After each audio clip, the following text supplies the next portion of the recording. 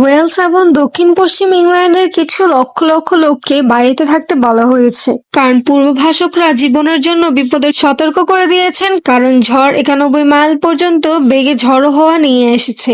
আবহাওয়া অফিস সম্ভাব্য প্রাণঘাতী আবহাওয়ার জন্য সর্বোচ্চ স্তরের লাল সতর্কতা জারি করেছে। শনিবার 3টা থেকে 11টা জিএমটি পর্যন্ত সতর্কতা জারি রয়েছে এবং পশ্চিম ও দক্ষিণ ওয়েলসের এবং আবহাওয়া অফিস জানিয়েছে ঝড়টি উল্লেখযোগ্য ব্যাঘাত সৃষ্টি করতে পারে।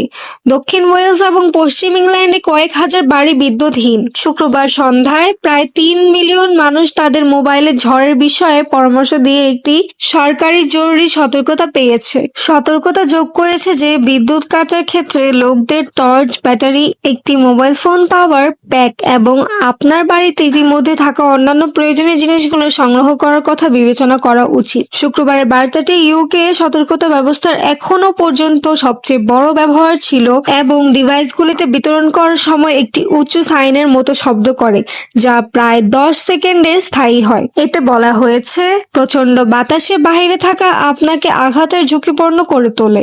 আপনি যদি পারেন তবে বাড়ির ভিতরে থাকুন। বাতাসের গতি অনেক ঘন্টা ধরে বেড়েই চলছে। এই উচ্চে টিকে থাকা অস্বাভাবিক। ঝড়টি সারা দেশে দক্ষিণ পূর্ব দিকে অগ্রসর হওয়ার কারণে যুক্তরাজ্যের পশ্চিম দিকে সবচেয়ে তীব্র বাতাসের প্রত্যাশিত। তার আগামী ঘন্টার মধ্যে শিখর আশা করা হচ্ছে।